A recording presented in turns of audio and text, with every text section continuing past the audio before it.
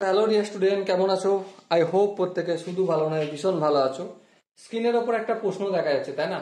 লম্ব বৃত্তাকার চোঙ চ্যাপ্টারে এই প্রশ্নটা ফার্স্ট অফ অল আমরা মন দিয়ে পড়বো, তারপর অঙ্কটা সলিউশন বের করব। ওকে, তো দেখো প্রশ্নটা কি বলেছে। একটি লম্ব বৃত্তাকার ফাঁপা চোঙের বহিঃব্যাসের দৈর্ঘ্য 16 সেন্টিমিটার এবং অন্তর্ব্যাসের দৈর্ঘ্য 12 সেন্টিমিটার। চোঙটির উচ্চতা 16 সেন্টিমিটার। চোঙটি গলিয়ে 2 সেন্টিমিটার দৈর্ঘ্যের ব্যাস বিশিষ্ট এবং 6 সেন্টিমিটার দৈর্ঘ্যের কতগুলি নিরেট চোঙ তৈরি করা যাবে হিসাব করে লিখি। দেখো, মুদ্রা কথা যেটা আমরা বুঝতে পারলাম সেটা কি, যে একটা ফাঁপা চোঙ আছে।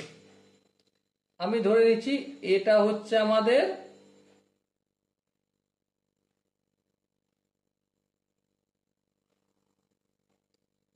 এই হচ্ছে, এটা হচ্ছে বহিঃব্যাসার্ধ, আর অন্তঃব্যাসার্ধের জন্য এভাবে অঙ্কন করব। এই জায়গাটা ঠিক আছে।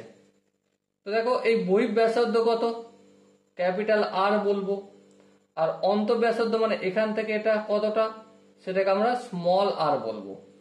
দেখো আমাদের কোশ্চেনে বলা রয়েছে বহিঃব্যাস 16 সেন্টিমিটার, তার মানে আর সমান কত, অবভিয়াসলি তার অর্ধেক 8 সেন্টিমিটার।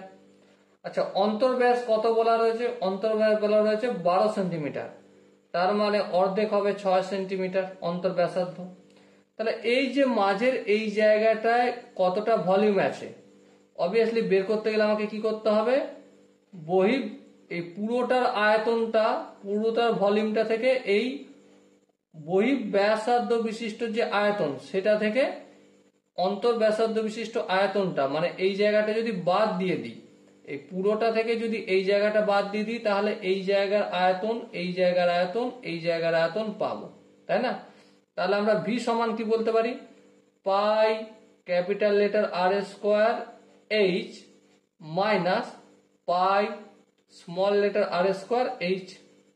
এবার দেখো পাই এইচ এখানেও আছে, এখানেও আছে, সো কমন নিয়ে নিলাম পাই এইচ। দেখো আর স্কোয়ার এখানে পড়ে আছে, রেখে দিলাম। পাই মানে কত, 22/7। আচ্ছা, এইচ মানে কত, দেখো উচ্চতা দেওয়া রয়েছে কি, হ্যাঁ 36 সেন্টিমিটার উচ্চতা। আচ্ছা, সব তো সেন্টিমিটারই আছে, হ্যাঁ, তাহলে এইচ এর জায়গায় আমি 36 সেন্টিমিটার করলাম। আচ্ছা, ক্যাপিটাল আর কত, 8, 8 স্কোয়ার মানে 64, মাইনাস স্মল আর কত, 6 মানে 36 স্কোয়ার করা মানে, তাহলে কি বেরোলো, 22/7 ইন্টু 36 ইন্টু 6 করে দেয় 4, 6, 7, 8, 9, 10, 11, 12, 13, 14, 8 হবে। 3 একে 4, 4 করে দেয় 6, 2। দেখো 7 একে 7, 4 7 28, কি পেলাম 88 গুণিতক 36 সেমি কিউ। এবার গল্পটা আলাদা। গল্পটা কি, চোঙটি গোলাচ্ছি আমি, ধরো এই যে চোঙটা গোলালাম, এই আয়তনটা পেলাম, হ্যাঁ। এবারে এই আয়তনটায় কতগুলো ছোট ছোট চোঙ তৈরি করা যাবে, সেই ছোট চোঙটার আবার ব্যাসার্ধ আলাদা হবে, হ্যাঁ, তার উচ্চতা আলাদা হবে, হ্যাঁ।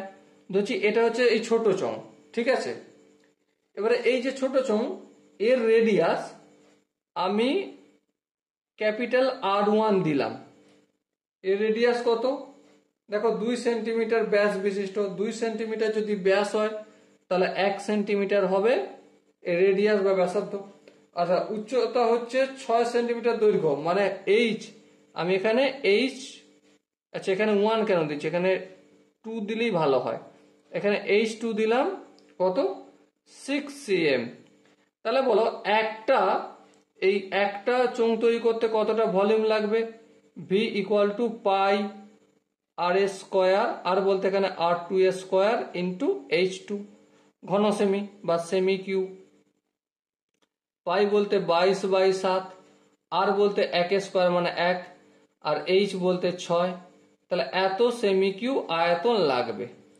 এবার একটা কথা বলো, টোটাল আমার মেটেরিয়াল হয়েছে এতটা, হ্যাঁ, একটা তৈরি করতে লাগবে এতটা, হ্যাঁ, তাহলে টোটাল কতগুলো বানানো যাবে, এটা ভালো করে বোঝাতে গেলে একটা কথা বলি। সাপোজ মনে করো আমার বাড়িতে আছে 10টা রসগোল্লা, ওকে, আমি একজনকে 2টো করে রসগোল্লা দিতে পারি, তাহলে কজনকে দিতে পারি?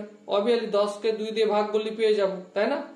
তো একইভাবে টোটাল মেটেরিয়াল আমার আছে কত, 88 ইন্টু 36 এত সেমি কিউব।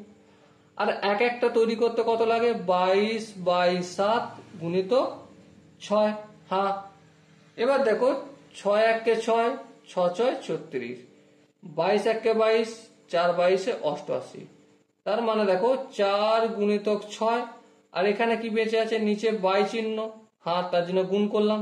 এখানে উপরে আছে 1, উপরে একটা নিচে চলে যাবে, হ্যাঁ, আর এই 7টা নিচে আছে উপরে চলে গেল।